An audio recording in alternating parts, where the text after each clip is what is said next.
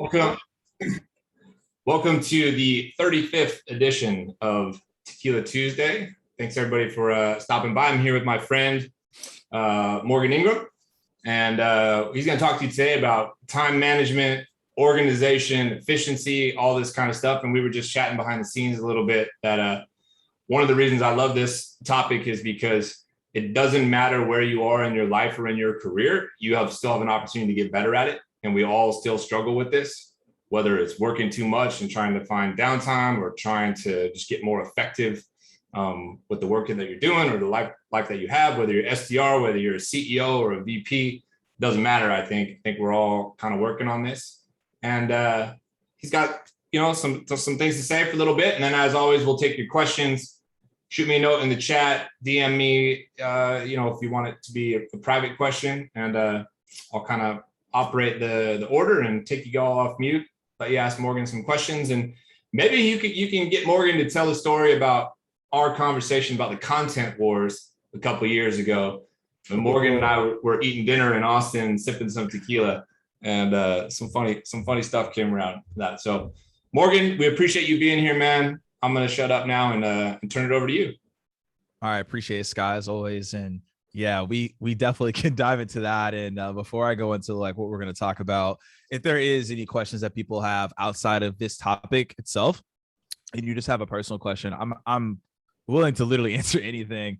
This time is obviously for you all to learn. You'll show up here. You took the time, and I appreciate that. Scott appreciates it as well. And yeah, we definitely could talk about the content wars because we were already talking about it, and then we've seen it unfold to what it is today. The thing that I'm going to discuss is time management and organization. And as Scott talked about, this literally could be across the board for everybody in every single role in the way that you handle it. And I know there's other external factors that can play into your time management that everyone can obviously look at accordingly to see what that is, whether obviously you have kids and things of that nature that's going to play into what I'm going to talk about. But I just really want to take a deep dive on what I've helped other clients with and what I dive into my mentees about that allow them to be hyper-focused in what they do. Not to say every single day that, hey, you're going to get every single thing done, because obviously life happens and that's out of our control. But I want to at least give you all an advantage on how to manage your time so you can finish everything in a timely manner and be extremely organized. So I have a couple slides here. Scott and I were talking behind the scenes about this. I do trainings almost every single day, and I really don't like slides as much, but it's important to have the visuals of what I'm going to talk about here and why it's critical to do certain things. And I also have a couple of things just to keep in mind on how to be more focused across the board. Now, before I go into anything that I'm going to talk about, it's good to hear from you all on where you stand in terms of time management, right? And organization. So in general, and I'll throw this out there, you all can put in the chat just so I know where everyone stands. When it comes to time management, how do you feel about it? Do you feel great? Do you feel like I could definitely improve right now? Do you feel overwhelmed?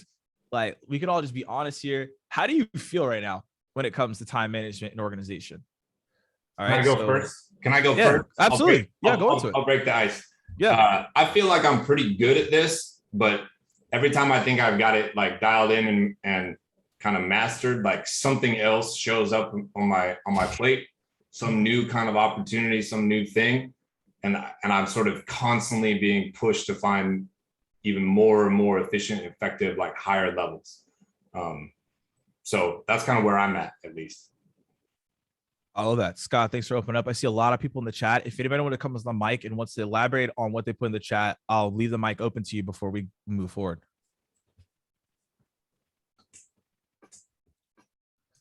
I'll go. Yeah, absolutely. Yeah, for sure. So I'm, definitely something I need to get better at. I feel like, I've never been organized. I've always had trouble staying organized in school and all that stuff. And, I feel like I get into a groove every once in a while. I listen to something that kind of kicks me in the ass and gets me going, but I have trouble maintaining consistency with it. Yeah. You get fired up for a month. You're like, I'm killing it. And then you go do something for the weekend or you do something and then you completely derail. Yep, exactly. Yeah, no, I've been there on that. We'll talk about that one because that's a big one. Anybody else want to chime in and elaborate on their answer before we move forward? I will. So normally I would say I'm pretty good at this, using time blocking and not just managing my time, but managing my energy. Mhm. And but I started a new role. And so now there's all these new motions, some new tech stack. And so I'm very cumbersome at everything I do right now. I know I'll get it, Yeah. but and just trying to see what it looks like in this new landscape. So that's mostly what I'm struggling with right now. Yeah, that's a big one because with anything, it's an adjustment, right? Could take typically what 30, 45 days, could depending on what you're learning, could take longer. And that's just that adjustment period. And there's a couple things that I'll mention in here that can make you feel a little bit more at ease. Not to say this, I mean, it's a lot, right? Because especially when you're onboarding, you're like, I don't know what's going on. But I'll mention a couple things that will put you more at ease, which is the goal for everyone here, for you to walk into your day and be like, I have a little bit of more handle than I had before. Not to say it's gonna be picture perfect, because it's not. Even my days aren't, but at least I have a little bit more calmness going into it. Cool. I'll just say one quickly too. I think Yeah. I'm fortunate, don't really have any responsibilities as far as even a pet or children, but I know I have aspirations like to be a father at some point in time where I feel like, you have still only 8 hours, but still have to get more things done and other people relying on you. So it's like, I'm effective at just taking care of myself. But then when you add other layers, I think that's going to be something where I'll definitely be overwhelming then, and where time management's key for sure. Love it. Yeah. Hating on what you're talking about. It's important to have with anything, right? The foundation right now versus later when it's like, I'll figure it out. And it's gonna be way more overwhelming. And be like, I don't really know what's going on. So that's actually an excellent point. John, I saw you come off mute for a couple of seconds. Was something you wanted to say? Yeah, I mean, it ties in with Hayden's also. Like, I just got back from the Vegas trip and have to make it up to my family for being gone for 2 days by doing every single chore that was ever there and not being tired for a second and all that stuff. And to me, outside of my people, my time is the most valuable thing I have in life. And it constantly makes me reprioritize things and make sure that I'm spending the time on the most valuable things. So I always feel like, a lot of things are falling by the wayside, but in the end, you have to trust that you're making good decisions on what you're prioritizing, because there is no way, Hayden, especially when you get kids and stuff like that, that you can do every single thing that you want to do. And you just really have to constantly prioritize, like, who you're spending your time with, what you're spending your time on to just be able to do as much as you can. And sometimes like give yourself some grace that you just can't do everything and have to decide to cut some stuff and be okay with that. John brings up a great point. It's going to lead us into what we're going to talk about. And I believe Jessica said it, is energy management. So we're not only going to be talking about how to organize your time, we're also going to talk about how to manage your energy. And this is just something to take note of immediately is let's say for the next 30 days, something that you can do yourself. Homework. I never liked homework when I was in school, but this homework is going to help you, right? For the next 30 days, I want you to write down every activity that you do, and before and after, how do you feel about it? So before you go into a meeting, a call, an appointment, hanging out with somebody, how do you feel about it? And then after, how did you feel about it once it was done? Were you like, that energized me? You'd be like, was that a massive drain? Did that suck? This will also help you learn how to manage your time accordingly, because you're going to learn real quick to be like, oh, you know what? That was a massive drain. I don't need to be doing that. Or, wow, that made me feel amazing. I need to go to more of that. Probably the reason why you're here tonight is when you do certain things with Scott, hey, I trust Scott. He's going to bring the right people. He's going to have the right information. I feel energized after that, right? Thursday night sales. I know some people here that would Thursday night sales, right? Boom. Hey, I'm going to feel energized after that. That's something I'm going to commit my time to. But there may be other things that you're like, this drains my energy. So that might be something you need to take out, or what we'll talk about, get someone to replace or be in that spot that may be draining your energy. Maybe you have to delegate, get rid of it, whatever that may be. So I want to start off there, because that's what we're going to be talking about, is how can you manage your time? I'm going to start off first, talk about like how to have a good morning routine, which will trickle into your time management. And I know someone mentioned tools. I'll talk about certain tools that could help you with this as well. But the critical piece is managing your energy. Like everyone here to be like, okay, next 30 days, I do this thing. it drained my energy. Why? Can I get rid of it? Is it something I have to do? Then you'll have a good understanding of how to have relatively high energy instead of having just low energy across the board and being like, I don't really know what I'm doing, right? So those are the things across the board that you can do, right? So, but the thing is that the first thing I want to talk about before as I share these slides, and I'll go through them. And again, all questions, send them, Scott. If you want to throw stuff in the chat, come on the mic. Like, I want to keep this interactive. I don't want to just go through slides. That's not what I'm here for.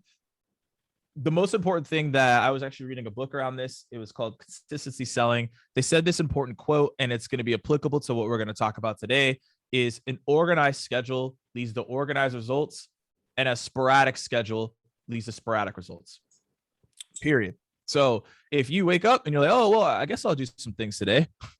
You'll do some things today, but you might not be organized versus like, okay, cool. Right? How can I be more organized? What do I need to do? What are the tasks I need to get done? One thing that I listened to on a podcast, whether you like him or not, Andy Frisella, if you've heard of him before, he talks about how when you start off your morning, which will go into what I'm about to share here in a minute, is write down 3 things that you want to accomplish. 3 things. And actually, they don't have to be that deep. It literally could be like 5 push-ups, say hi to a friend, call your mom.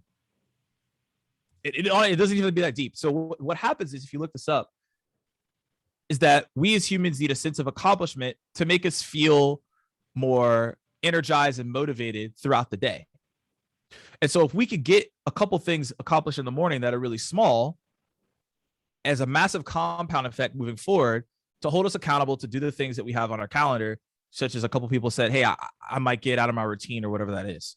So by accomplishing goals in the morning, it allows you to figure out what your routine is the rest of the day, because you're going to be more motivated. You're going to be more excited because you actually did some stuff. Now you're going to feel more in tune, more locked in to be like, oh, I need to go do more stuff, right? Because you already accomplished those little things. And like I said, they don't even have to be hard. It literally could be like, call somebody, fix your bed, I don't know, brush your teeth. It doesn't have to be that crazy. It could be little things, but these little things matter as long as you pay attention to them and you dive into it. And so those are things I want to start off with, right? Is an organized schedule leads to organized results. A sporadic schedule leads to sporadic results. And so ultimately this will lead into, like, again, a quick slideshow that I have. And there's nothing crazy, but the visuals, right, really help people. And so, yeah, Michael, that podcast is great. The Power 5 is amazing, right, across the board. And Peter, yeah, I mean, like, I'll go back to the chat here. Making your bed can be one, but you don't want to do it like, hey, like, brush your teeth, make your bed, do 5 push-ups. You want to have at least one that's like requires a little bit, maybe a little more effort there, but there's nothing wrong with one of the 3 tasks being like, make your bed. That's fine. And on weekends, Peter, I would say it ultimately depends on you as an individual. And again, we have people who have kids, we have people who don't have kids, maybe you have a dog. It really depends on what you have going on. You might be like, hey, Sunday, I'm not going to do anything. That's literally on your task list. Watch football, don't do a single thing. Cool. Like, we need that, right? I'm not saying you need to have some major elaborate task every single day. But on Saturday, if you're like, I want to get some work done, some people in here may be like, I want to work on the weekend, right? Then maybe you need 3 tasks, like create your calendar for the week, come up with your new sales cycle. Maybe you want to ask a new question in your call. Maybe you want to do a cold call. Maybe you want to tell your team something different. That might be the time to do that. So on the weekends, I'd say Saturday is where you would probably add that. Sunday, most people take off. Like, I don't really do too much on Sunday, to be honest. But if you want to do stuff on Sunday, yeah, cool. Let's task it out. Let's figure out what we want to do. There's some weekends where I actually have, and I'll show an example later, I have exactly what I was going to do the entire weekend, because I was like, I need to be massively productive because of the weeks that were coming up. I knew I wouldn't have as much time during the week. So I used the weekend to get ahead. So it all depends on your schedule and the context, but that's just an example of like why I would look at the weekend to answer your question. So, all right, time management, we've heard about this a lot. So I want to talk about morning routines. All right, how many of you all have a morning routine? Just put like yes in the chat, and no if you don't. It's cool if you don't. Or sometimes maybe you're like, yeah, I like to do this a little bit. But morning routines is absolutely critical. We have a lot of yes here, so amazing. And the thing is that, like, when it comes to morning routines, what I've also realized as well is that, yeah, Alex was gonna say also what, like, kids, things of that nature, right? That might like make it different. You might have to adjust to things across the board. But ultimately, what I always tell people is morning routines are critical. And it doesn't have to be deep, because when people think of morning routines, they think of, I have to meditate, right? I have to walk. I have to go listen to a YouTube video. Then I got to write a three paragraph long post. Like that's not what I'm talking about. It doesn't need to be that deep, to be honest. But I'm just going to give you a couple things that can be done within 5 to 10 minutes. 5 to 10 minutes, because I know everyone's schedule is crazy. Some people will take this to a whole new level. When I go over this content with people, some people like to keep it very compact. It's all up to you. Some people like to wake up early. Some people wake up late. Again, it's completely up to you, right? But the thing is that it's having a little bit of constants throughout the day, so that if you have a little bit of routine, it allows you to hold yourself more accountable across the board when you're actually diving into these components, when you're managing your time and organizing. And these are things that I've talked to other clients about that are in sales, busy, people who have families, etc. They found they were able to take one of these and do them. I'm not asking you to do all 4 that I'm about to talk about, because you might be like, Morgan, that's a lot. 1 out of the 4, if you do these, I'm going to show you the stats behind them on why they're critical and how it can help you, right? So in the goals, right? Let's talk about this morning routine. This stat to me is pretty crazy. I don't know if anyone has ever looked up this Harvard study. I looked it up. I've done it myself. I've had other people A/B test it. Harvard A/B tested it, and I was like, wow, this is pretty incredible. So basically, if you're doing your day, right, and you have certain tasks and you want to be focused, what we write down is what we are more prone to accomplish. Yeah, definitely ask me that. That's when I get really excited. But as you see, there's 3 components. So 83% of people so it was basically a study, right? There was like they were saying 83% of people across like the sample size. So like they had like sample size like 1,000 people or something like that. And they said, hey, figure out how you're going to accomplish X thing, right? And they said they took these people, they said 83% of people with no goals, right? So they had no goals at all, nothing in their head, nothing written down. And that's where they saw success. So there's like baseline success, right? 14% of the people in the sample size had goals in their head, right? Because they were able to articulate them when they asked them. These people didn't have anything. They were just like, we're going to do it. We're going to do whatever, right? 14%. So they were 10 times successful, right? So look at this. This is crazy. 3% of the people, which normally in most case studies, 1 to 3% of people end up being successful in whatever it is, right? Because they take the extra step. They had the goals in their head, but they also took the extra step to write them down. So they were 30 times more successful. Now, again, you could go type in like Harvard study. They probably have done more studies since then. I thought what we like to call this is woo-woo. I was like, oh, this isn't going to work. I wrote it down. Game changer. And I realized that from an organization standpoint and a time management, I got more things done because I had it written down and I knew what I was doing. So it's hard to sometimes complete any task that we have in terms of time management organization, right? We talk about the beginning of the conversation. A lot of people said overwhelmed. I need to improve, not enough time in the day, right? So typically what happens is that when you get overwhelmed, sometimes you may not have a compass or a vision of where to go. Not all the time, but most of the time. So if I ask you, hey, I'm in Atlanta, cool. I'll hop in with somebody and like, let's go to San Diego, where I think John's at. So if I don't have a map, if I don't have a compass, no GPS, I will probably never get there, right? And I'm going to be overwhelmed because I won't know what to do. So it's the same thing here, right? When I'm writing out these goals, I'm going to think about it and be like, cool, these are the things I want to accomplish. So excellent question here, Victoria. This is the next point that I was going to make, is how you want to go about this goal setting exercise is up to the context of how things are working in your world, right? So we had a couple people mention, hey, I got kids. You might not be able to do daily goals, right? That might not be possible. But what may be possible is weekly goals. So maybe, just an example, we go back to Sunday afternoon, you're watching football, you're hanging out, it's very low key, not much is going on. Okay, well, this is the time where I can write down my goals for the week. What am I really looking to accomplish? We had someone mentioning here earlier on monthly, quarterly, and yearly. I agree with that. That's the way that I do it quarterly. I found monthly was too constrained sometimes. So for example, like November is a harder month to typically to set goals for, because you got the week of Thanksgiving, you know, the week before Thanksgiving, you're going to be cramming a lot of stuff.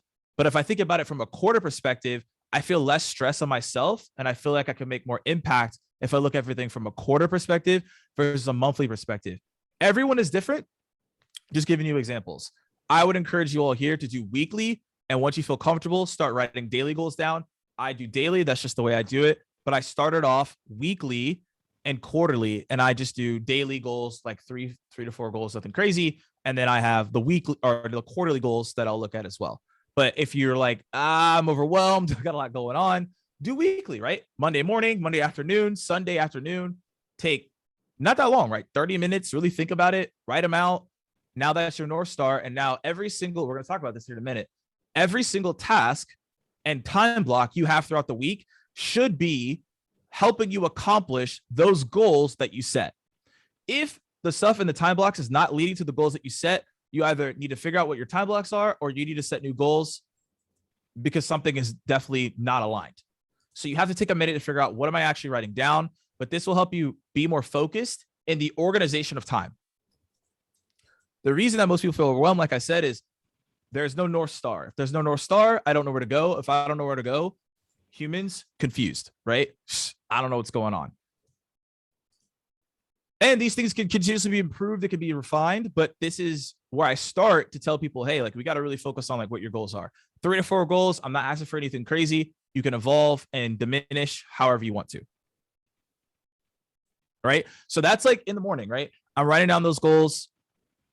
If you want to do daily with me, amazing. If not, I'm not saying, hey, you got to do daily. Like I said, weekly. That's an incredible start as well. So we have this data, right? And gratefulness is key. Anybody do this? Anybody write what they're grateful for in the morning? Or at least maybe some people do meditation. Some people may do prayer. I know there's obviously completely different aspects of how people would do this, but this is also really big as well. And when it comes to time management and being organized, being grateful actually ties into this. Because when you come from a place of gratefulness, you have more focus. And I looked up all this stuff because I was like, what is this about? Should I really believe this? Gratefulness, right, increases long-term happiness by 10%. So that's great. But also as well, you sleep better. So if you sleep better, that means that when you actually go throughout your day and focus on those tasks that we're about to talk about, how you could allocate those, I'm more prepared to take action on the things that I want to go take action on.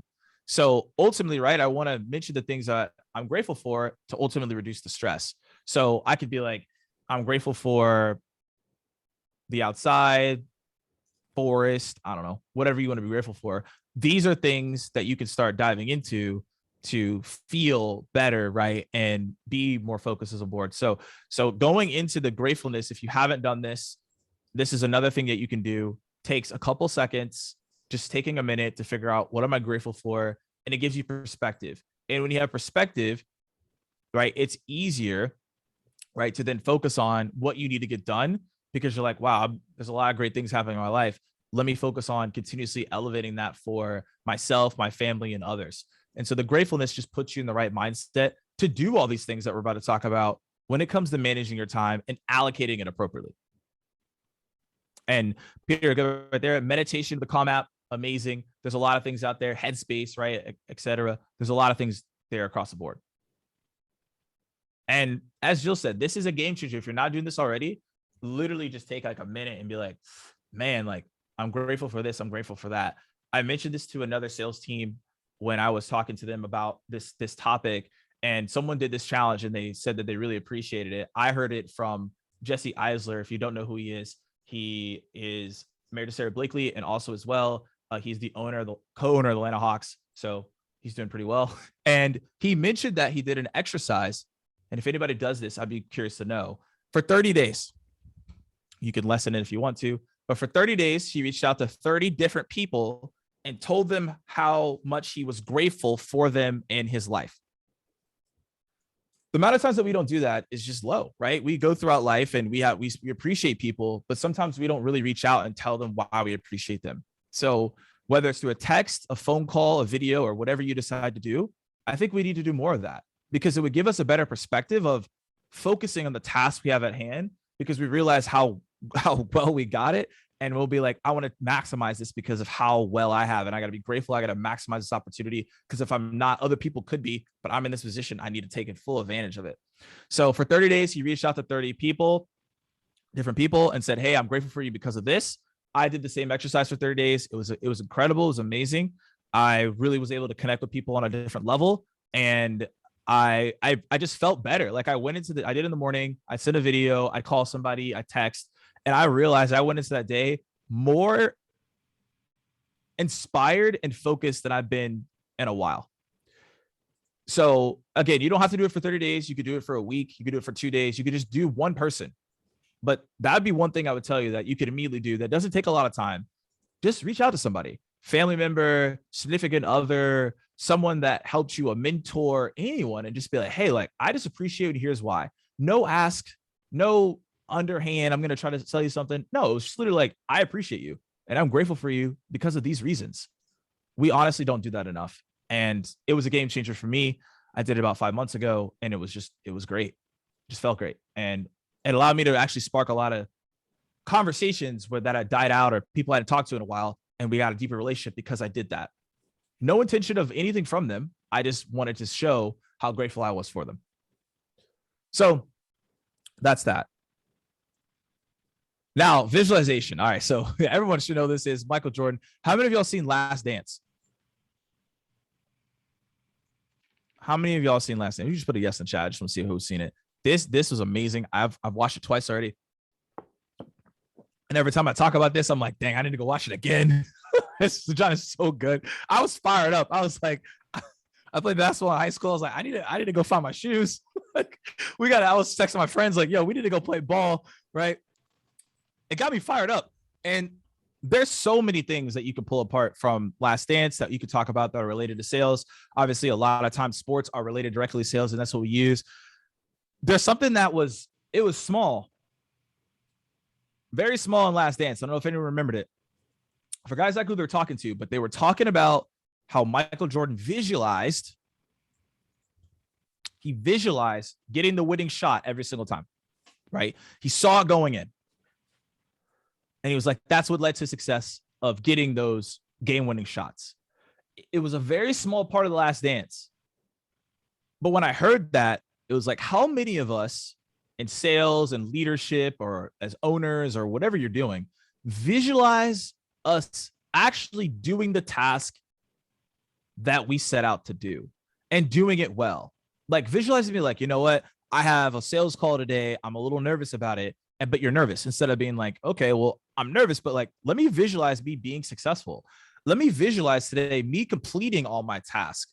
Let me visualize me completing work in a timely manner so I can pick up the kids. I'm not scrambling. I can actually have genuine and real valuable family time.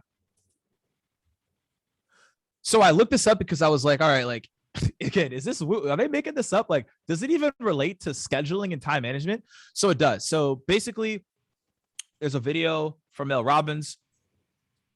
And what she talks about is how when we have visualization, what it does is it activates what it's called the active brain.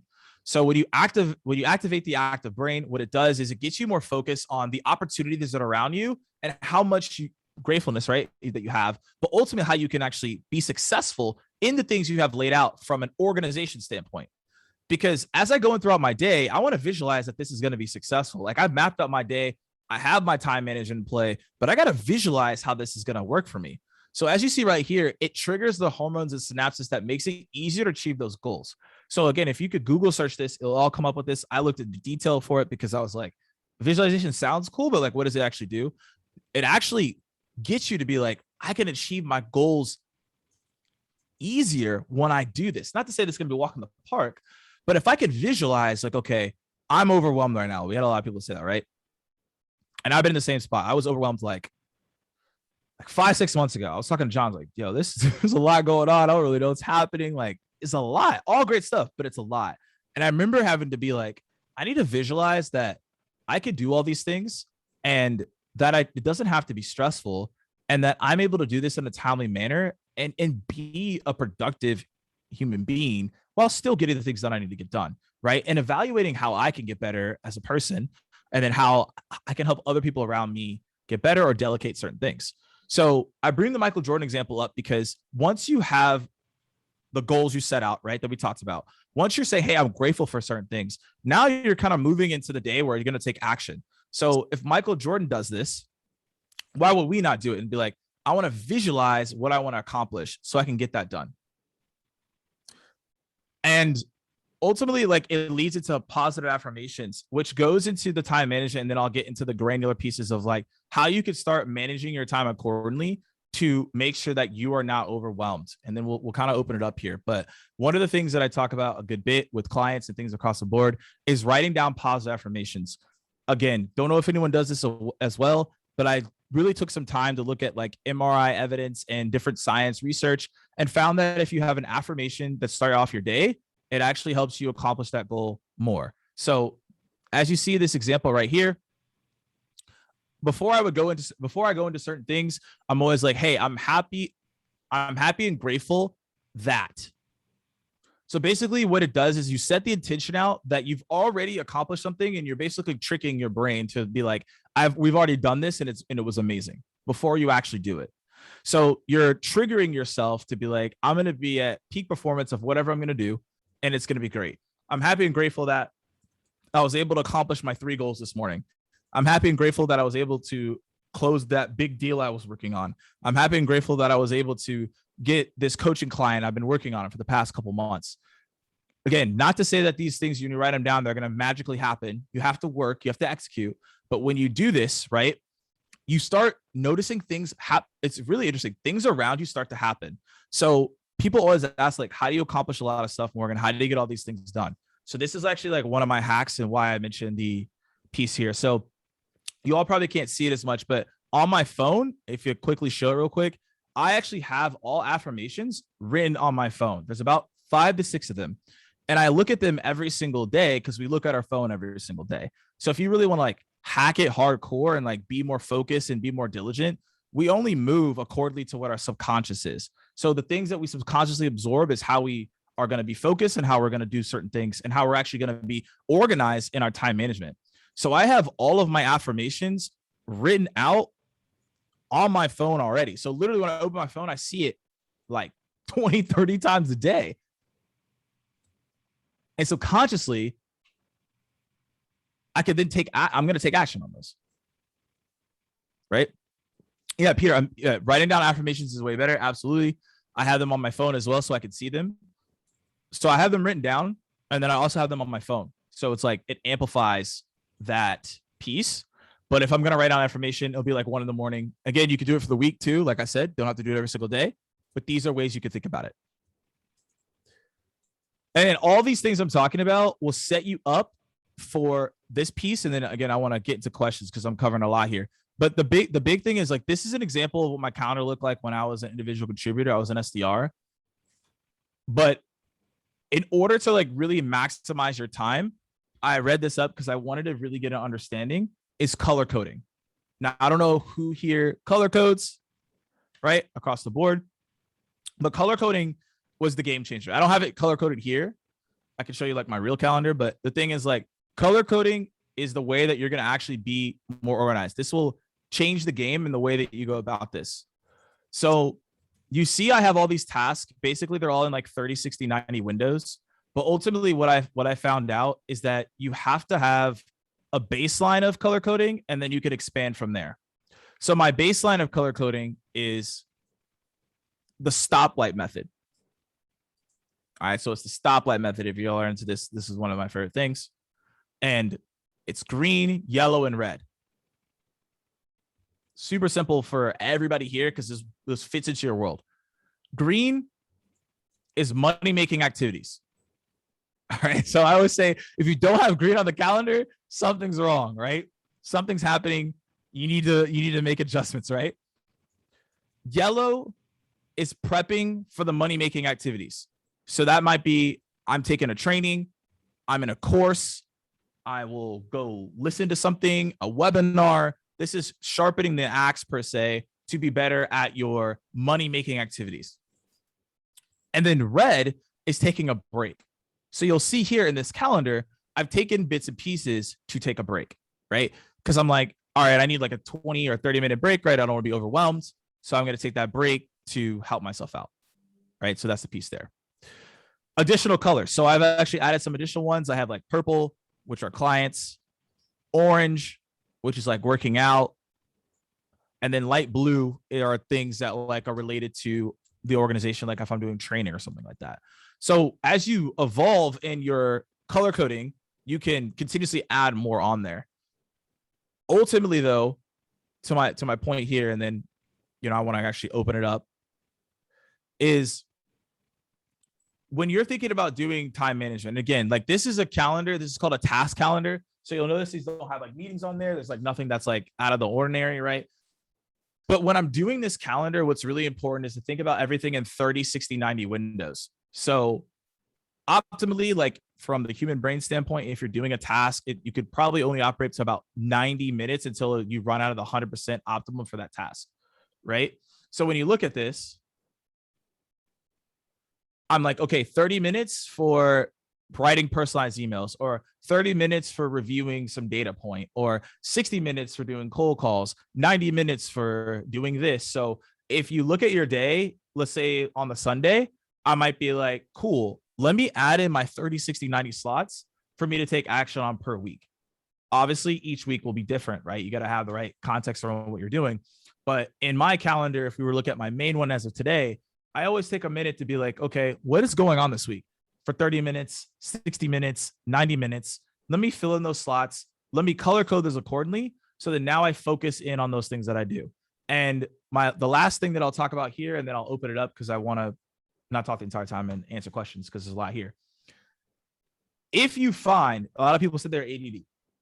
I also am as well. I am a squirrel. I will do a task and I will hear something and I will go to that other thing, that notification. I'll give you two things. If you're like a squirrel like me, I think we got a couple of squirrels in here. You're a squirrel and you have ADD like me, and you're like, Morgan, that is me. I will give you literally two things, right? This is how you fix it. Peter, I'm going to give it to you. This is literally how you fix it. Like, and you still always have it, right? But this is like the biggest two solves. One, this might give people a little anxiety, but I have turned off all notification sounds. I have 0 notification sounds. On your phone, your laptop, or both? Everything. Nothing. The only notification sound I have is a phone call.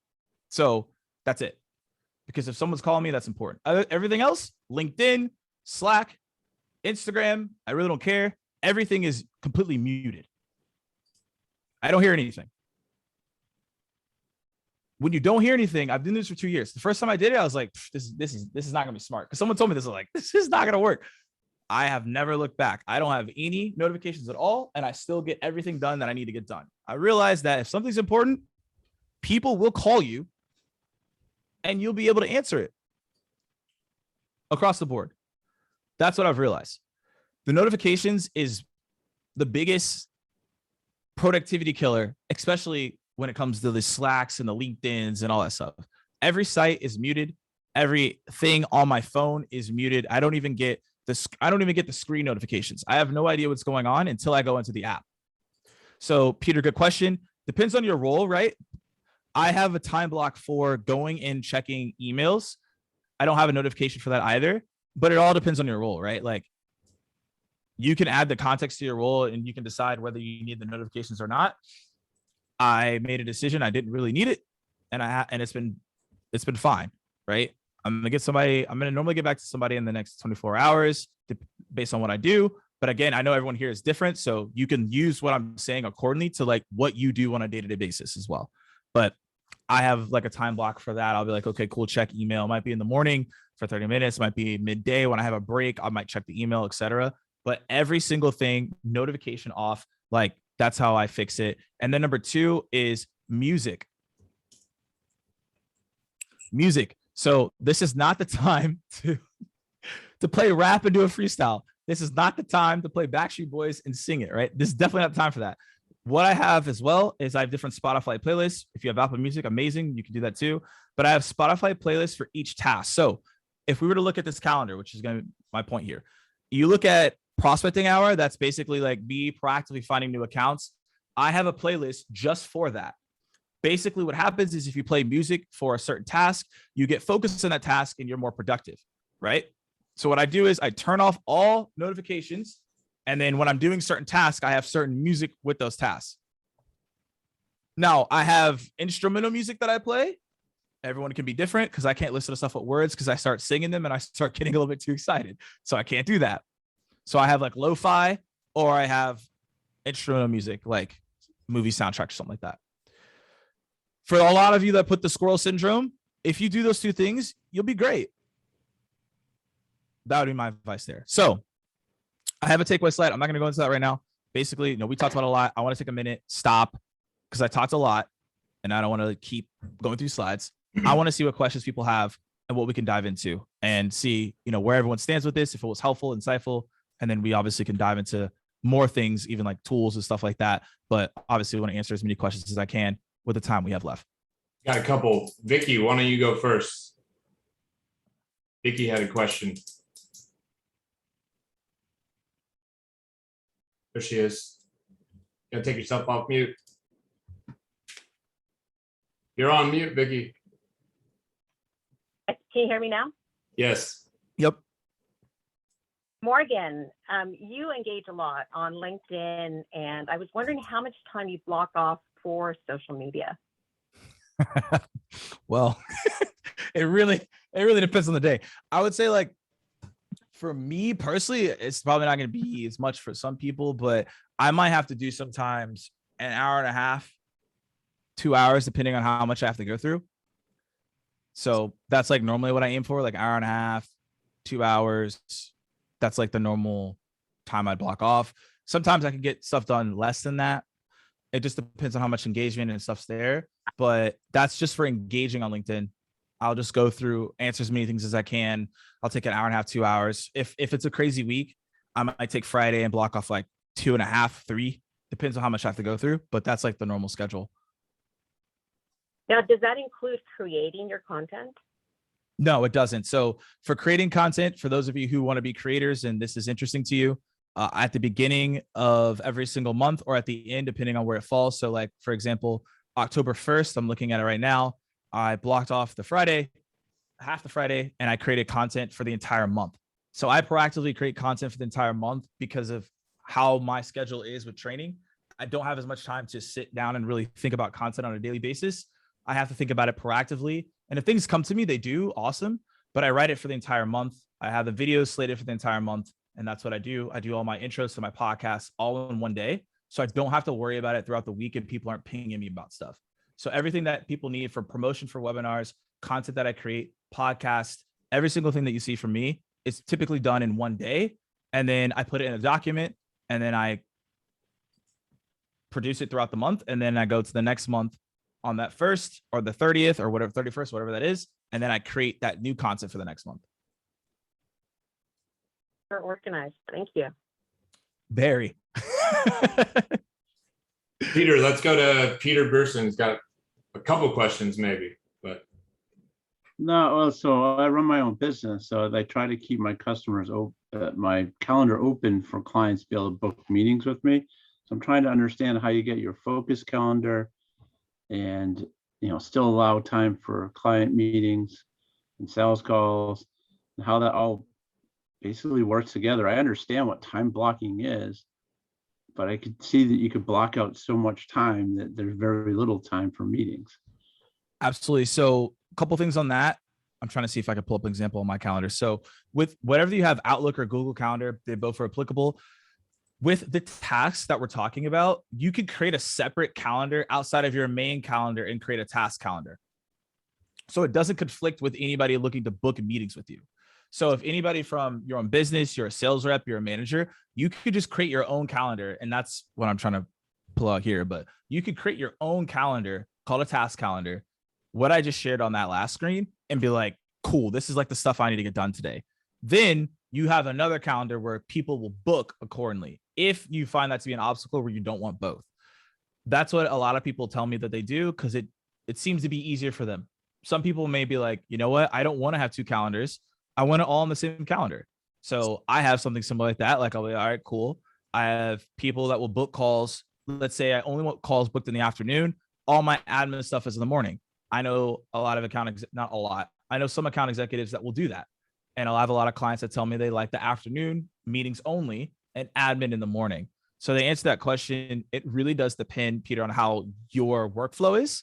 Those are my suggestions based on what I've heard from other people. Some people love the other calendar that they can create. Some people like mixing it together, completely dependent on how you want to go about it. Anything else, Peter? No, I think that was the main thing. All right, let's go. Really good, super organized. Can I just hire you?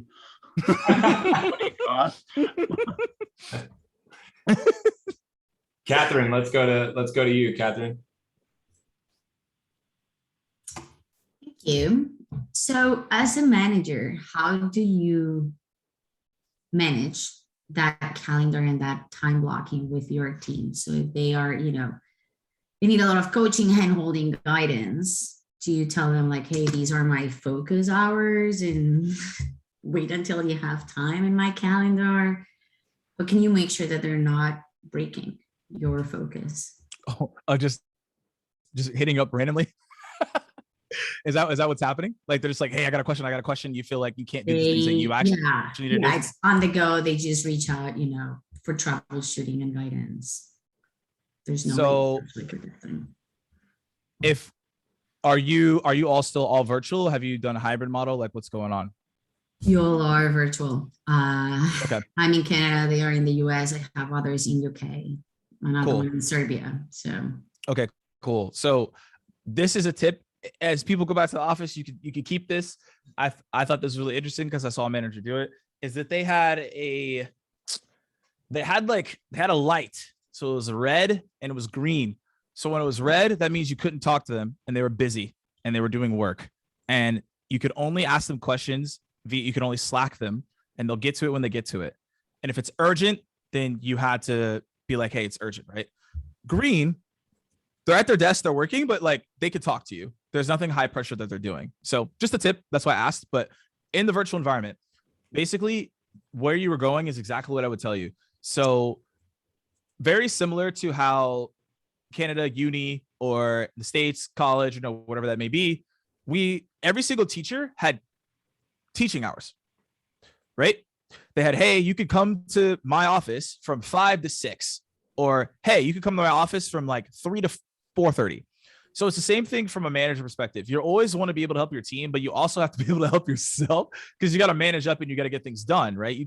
You're working for your team, but you can't always be doing that because you got other things to do.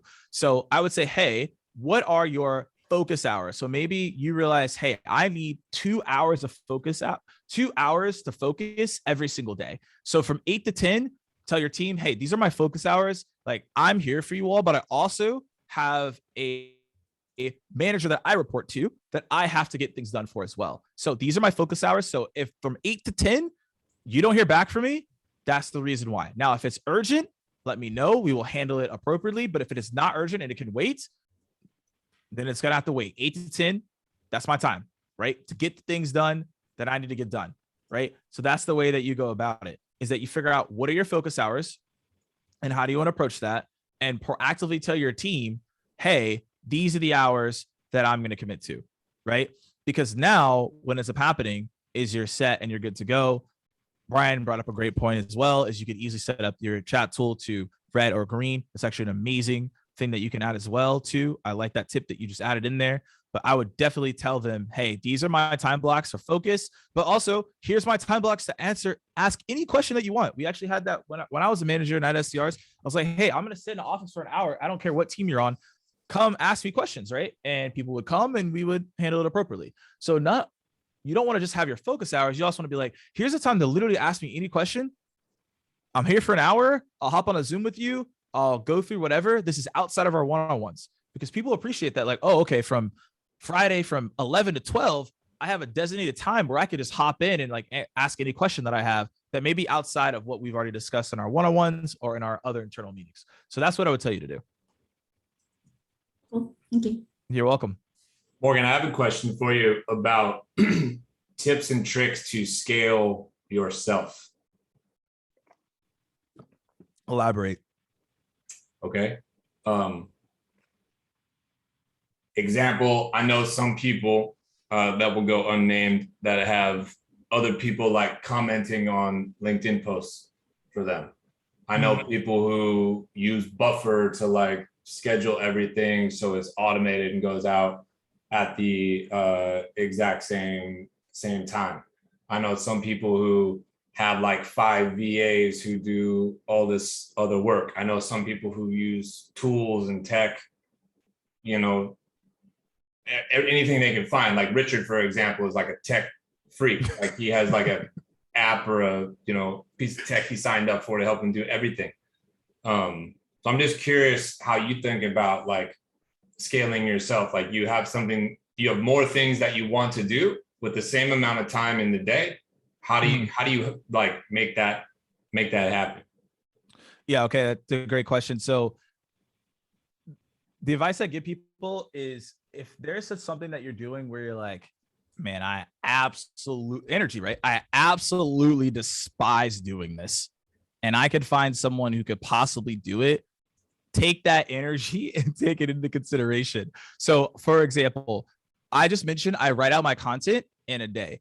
However, there's someone who goes in and looks at that content to be like, does it actually make sense from a written standpoint, right? I have no desire to go read and copyright my content. I really don't have the time for it, and I'm cool with that. So I'll have someone come in and like look at that, right? Same as like videos. So I've like, it's different because I have team people. You could get people from all whatever, but I have people who look at my videos and they'll edit them. They'll add in captions and stuff like that because I know how to do these things, but I have no desire to do them and I don't have the time, right?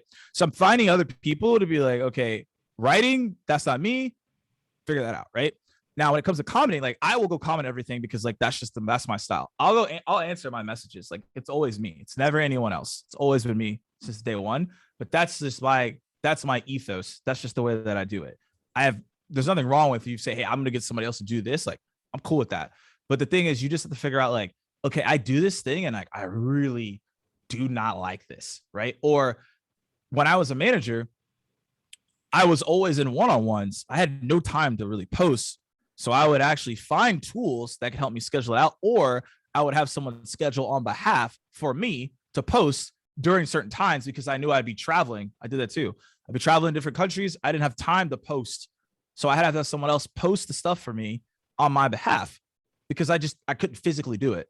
So these are just things to think about on how to scale yourself. I think ultimately, like Scott, you probably agree on this. Like when you write your content, like that should be you, right? That's your voice, but there's ways to scale it, right? Commenting, getting people to reply. Maybe you have a giveaway that you're doing. Maybe you have a course and you get people to reply to those messages.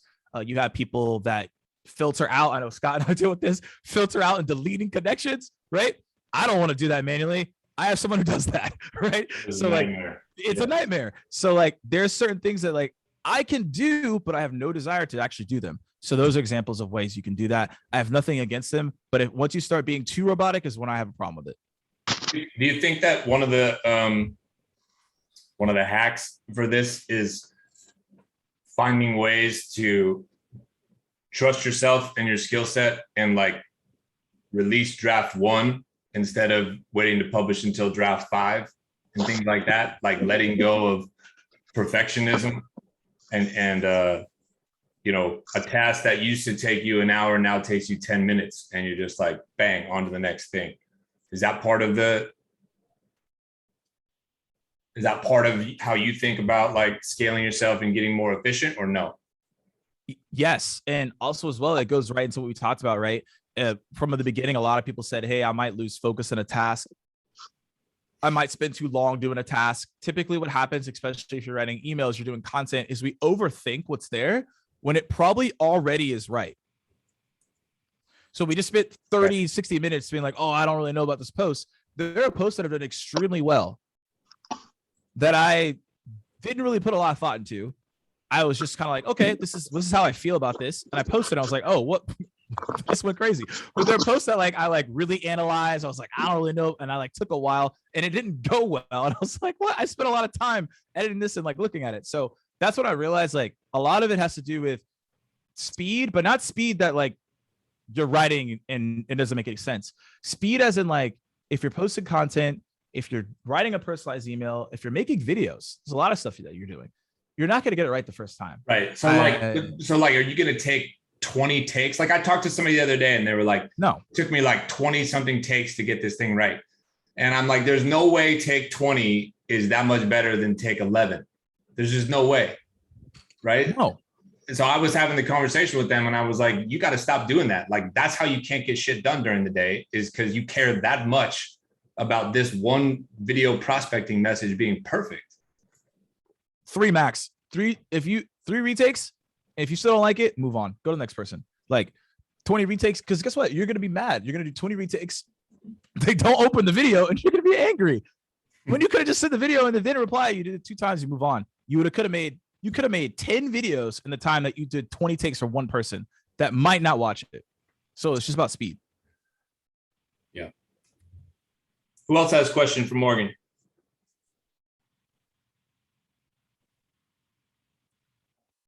And Morgan is expensive. You should probably take advantage of this time. Who's got a question? Come on.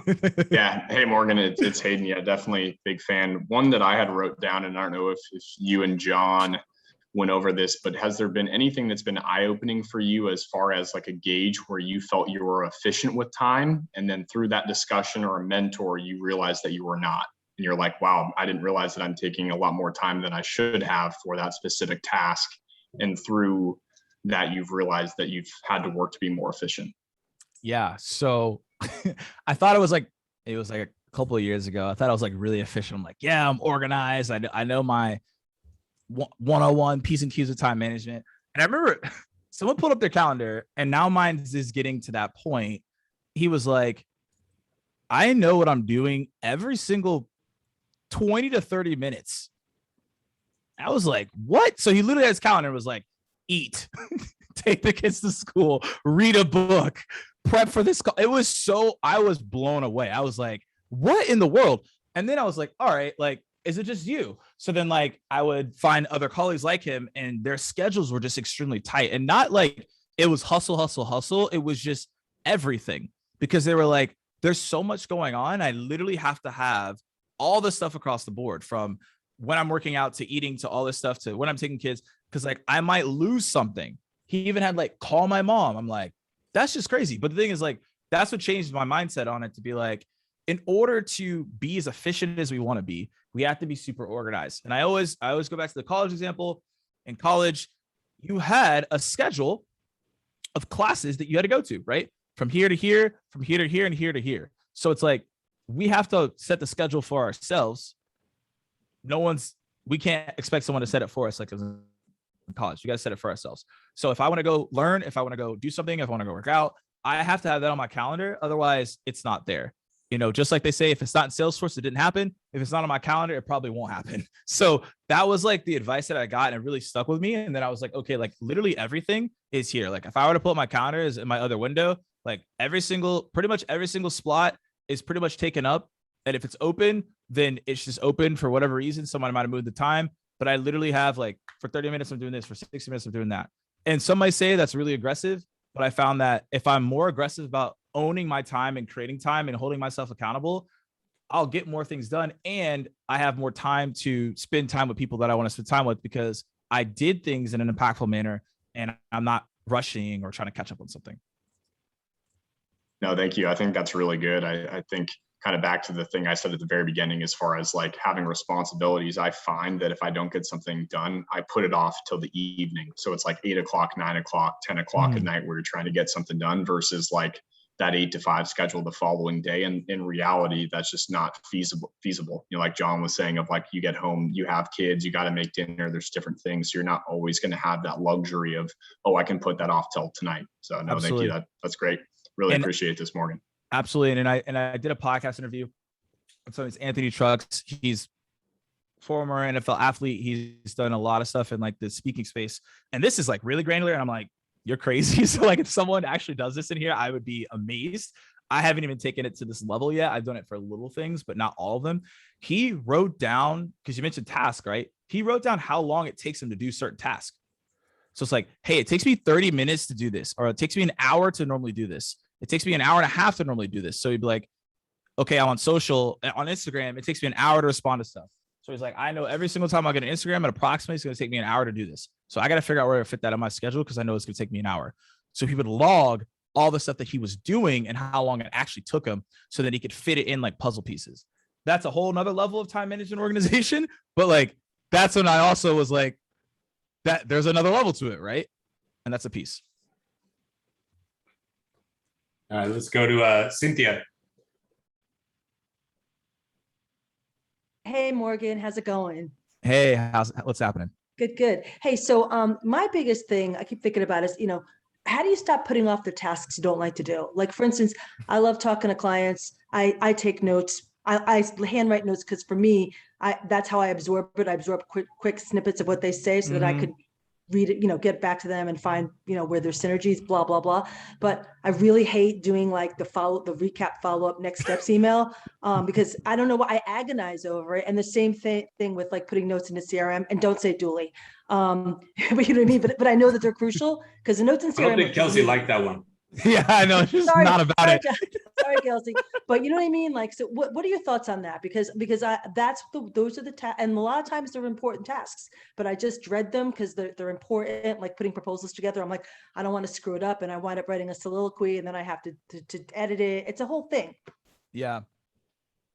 I feel you on that. I like the call is great, but I wish there was just a person who could be like, and here's your follow-up. Yes. like a great follow-up that I approve. Yeah, exactly. So great point. Amazing. I would say it always comes back to this point because this is how I think about it. And most people will probably feel this way unless you're a massive advocate of this, and like, cheers to you. Working out. Cindy, I hate going to work out. I despise it. I really don't like going to the gym. I don't like anything in there. I don't like how people are like way too fired up to be in there. It actually makes me angry. I'm like, why? Y'all are too fired up. I don't believe you at all, right?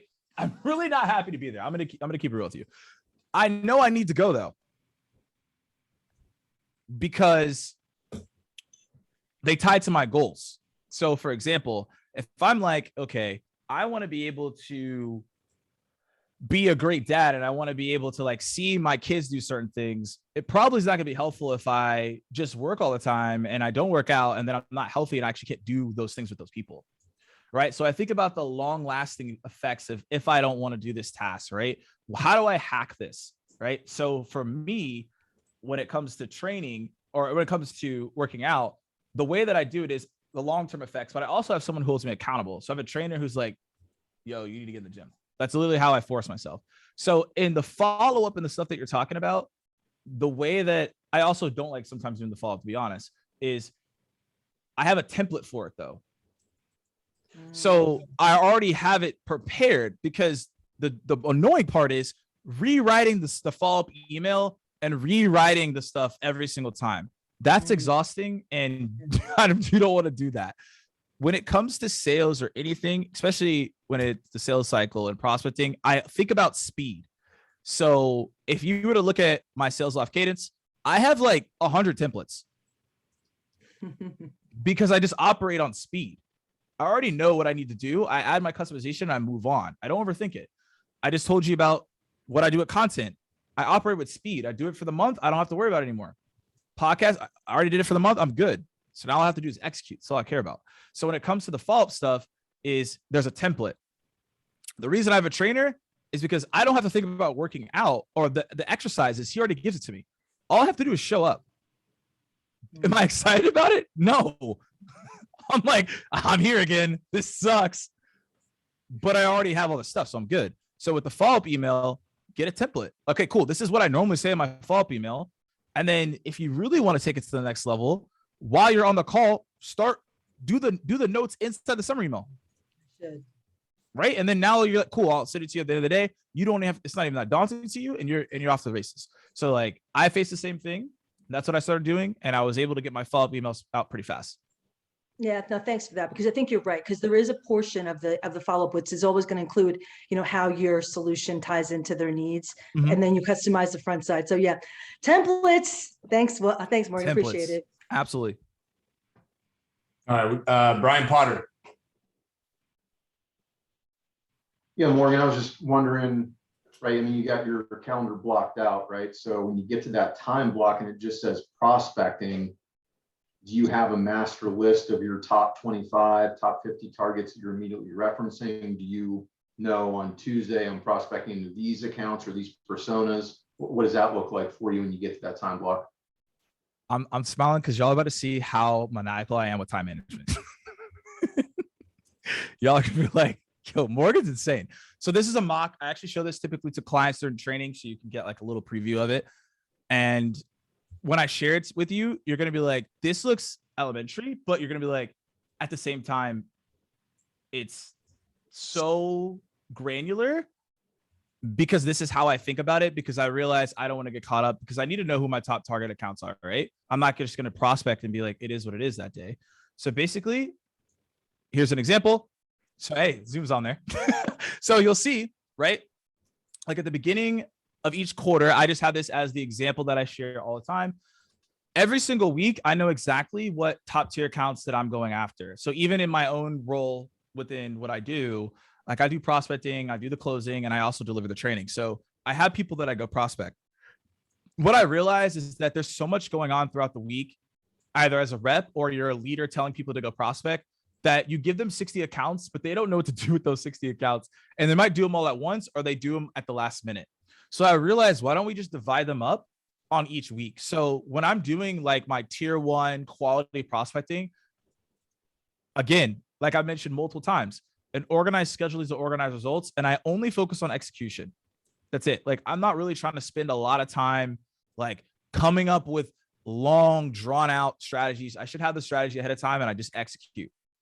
Speed. So you'll see here on the first week in January, I have 5 accounts I reach out to, right? These accounts, I don't stop reaching out to them after that week. I continuously reach out to them after the week. I don't stop after this week.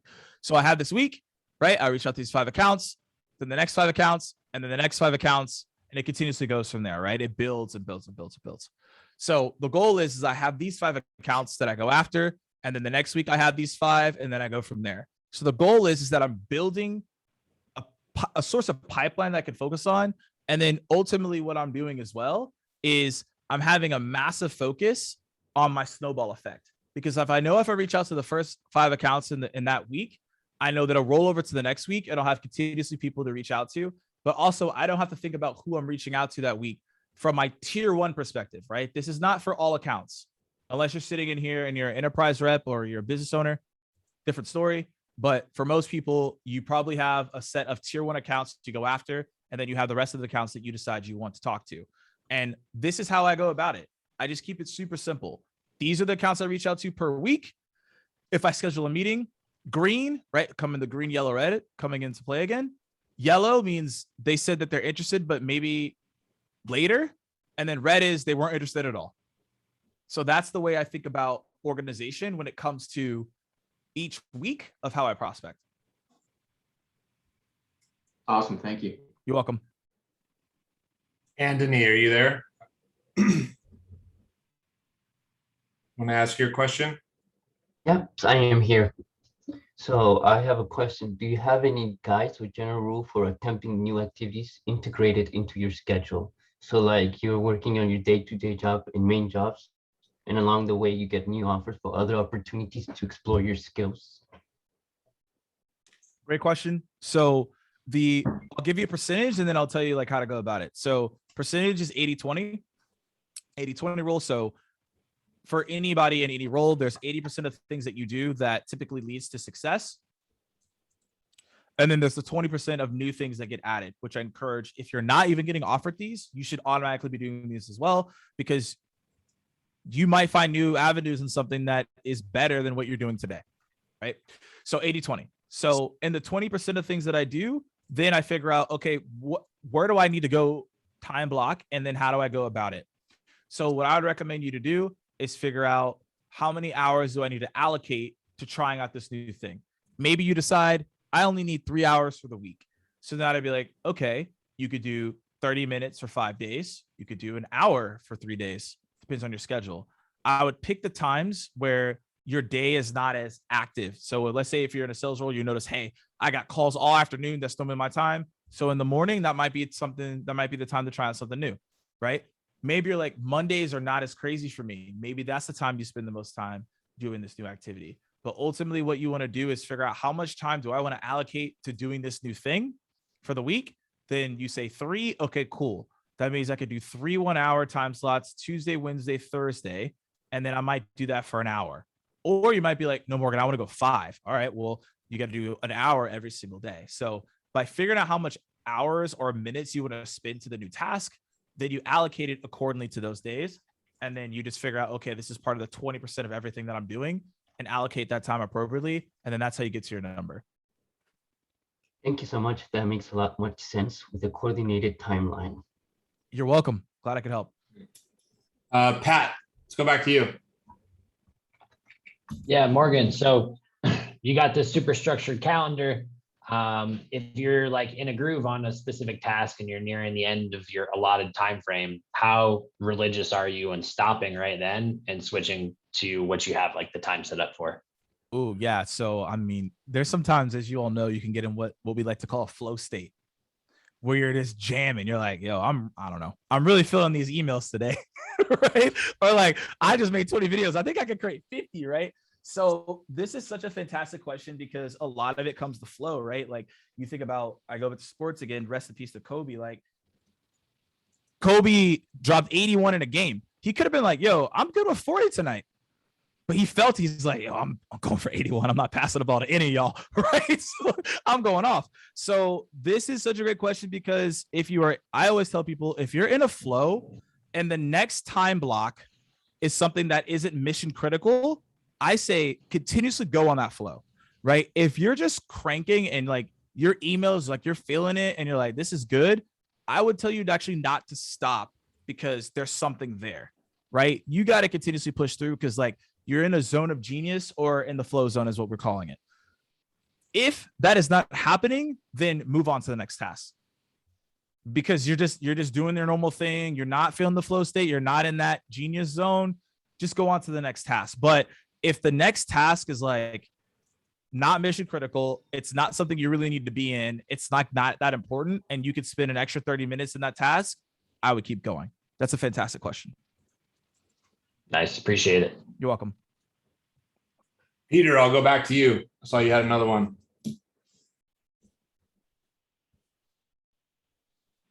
Yeah, so we talked a lot about focus and blocking. But what about tracking times for tasks? Like when you're doing client work and you want to, so that's what I've been focused on a tremendous amount, so I can accurately know how long something's taking. Because I bill a client for X amount of hours, and I have to do it and have to complete it. And so I'm using Toggle Track to track the time per task per client, so I can match at the end what I billed them versus what I actually put into it. I have an application that you can use. I don't know if it's the same as what you just mentioned. And there's a lot of things you do across the board, right? You can use what I'm about to give you. It's free.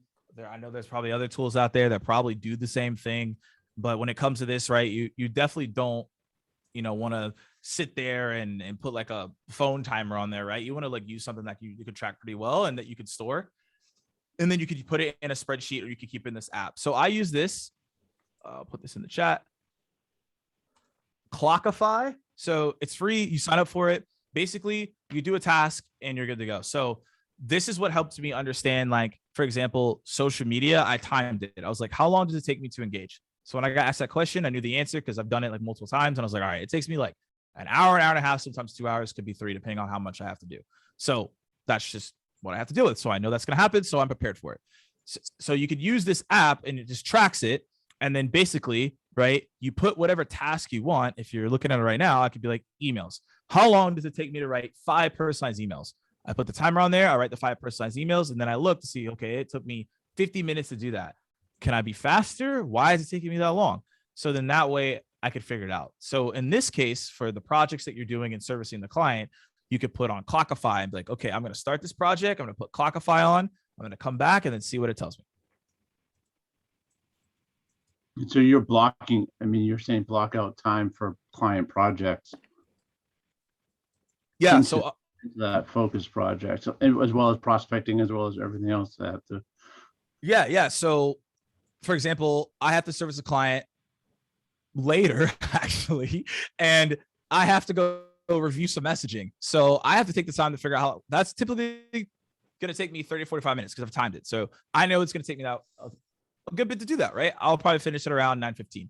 So I know that and I'm prepared for it, right? But I've timed it accordingly and I figured out how long it takes me. So I know, all right, this is how long it's going to take. The hardest part, which was mentioned earlier in the other question, is doing something new. You don't really know how long it's going to take. So you kind of have to like approximate it. But after you do it for a while and you test it, you're like, okay, this is how long it typically is going to take me to do this. Thanks. Excellent.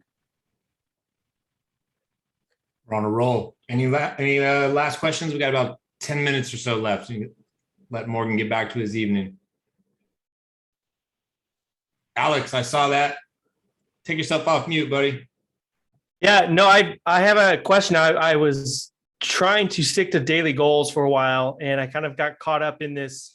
Every day I'm saying I need to send X emails or I need to do X proposals, and that wasn't really sticking for me. So I'm curious to know, I like starting my day, writing out goals, writing out what I want to do, and I kind of want to get back to that. And so curious to know, what are you picking for daily goals? Looking at your focus, your timesheets, your focus sheet, using your grid, how are you building kind of your daily goals for those? Yeah, I mean, to your point, it can get very monotonous, right? 20 calls, 30 emails. Like, okay, I know how to do that. So that's why I said earlier, you could take a step back, right? And be like, I just want to do it weekly to figure out like from a broader picture, and then I could get more granular from there. When I'm doing daily goals, I'm not just focusing on like just the role itself, like 20 calls, 20 emails, etc. I'm thinking about things that I could do, right, that are outside of my actual job that could actually help me in my job, right? So it might be like reach out to 5 people in my LinkedIn network to get advice on asking better questions. That could be an example. Or what I know I need to do more of, which I dropped off. Read 20 pages in the morning of a book, right? Or I might be like, follow up with manager to get review on this second call I had that didn't go well, right? That's a great book question based on. That's a good one.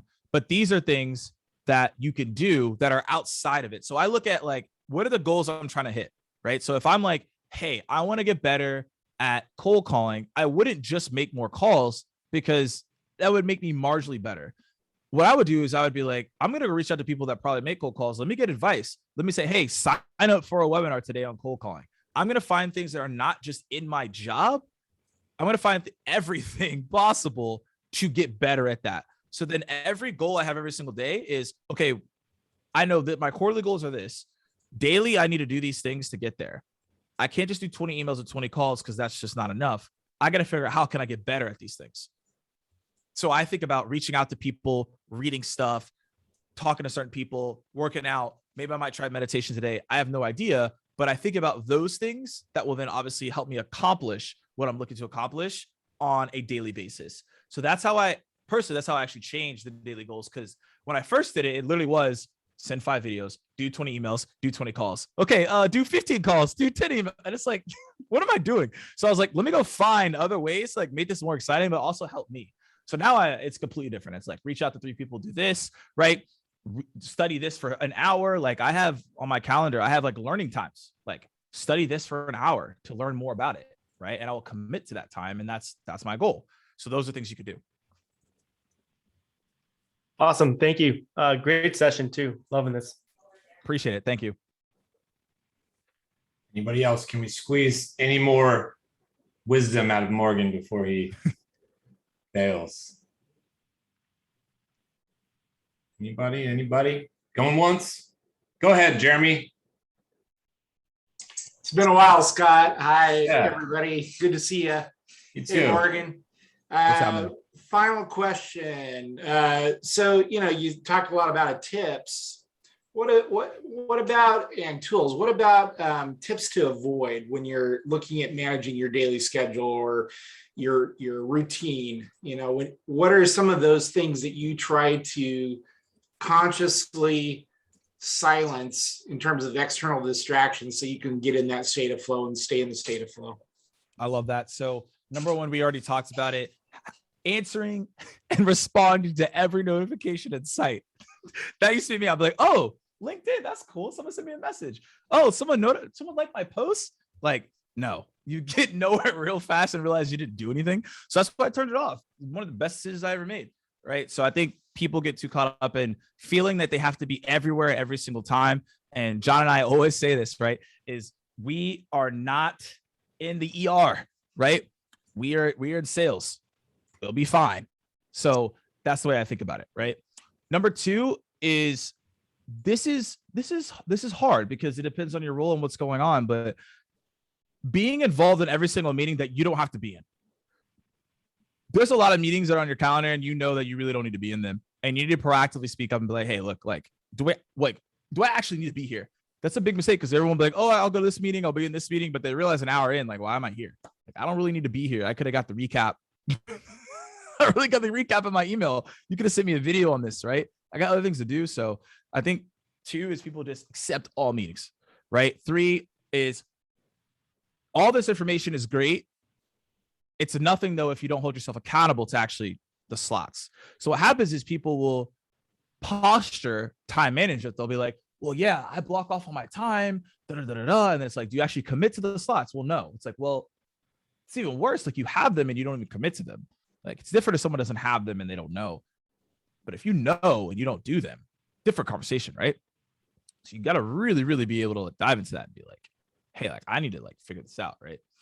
And I would say another component of it as well that I feel like most people miss is not taking time to do breaks. Like I say red light and people like will dismiss it and be like, oh, well, I don't need a break. You do need one. You have to like take a moment to stand up, go outside, whatever you need to do. I think a lot of people are like, well, I'm going to manage my time to the T and it's going to be only work. When I say manage your time to a T, that doesn't mean only work. That's like quality time with your friends, quality things. Like we always make fun of my best friend because every single time we hang out, he sends us a calendar invite. Like, yo, what is your problem? Like, we're literally gonna go hang out, watch football, and he'll be like, watching football. And I'm like, dude, what is going on? But like for him, that's what he needs. He needs that calendar invite for him to spend the quality time because he's got a lot going on. I'm like, respect, because he always shows up, right? But he's like, if it's not there, I might not show up. Cool. So the calendar that I'm talking about, like, yes, we're obviously talking about it from a work standpoint, but don't forget to use it for like your own life and what you're doing. Great points. Thank you very much. Absolutely. All right, everybody, we're going to let Morgan go. Morgan, thanks so much for spending time with us tonight. Any last words you want to impart on us? Yeah, well, I appreciate everyone with a round of applause. I appreciate y'all. Let's shout out to Scott for inviting me and bringing me in. Just humbled to be even invited to be a part of this crew. And the last thing that I will tell you all, and that I always leave with people, is that the information from me moving forward to people before me is nothing without execution. I would encourage you all to take one of these things that you learn and actually do it and see like how it can make a difference in your life. That's in every single thing that I do, whether I'm in training something or I'm listening to somebody. I just try to take one thing, right? Because that one thing can make a massive difference. So that's what I encourage you all to do, and continuously just have perspective of how much we actually have and being grateful. Because like we're in a Zoom. Most people don't even know how to even get in a Zoom. People don't have technology to even be involved in it. So we're just in a great spot. And so you have to have that perspective, but definitely execute on the stuff that we talked about here, and definitely y'all stay blessed. All right. Bye-bye, everybody. We'll see you next time. Thanks again, Morgan. All right. Cheers, everybody.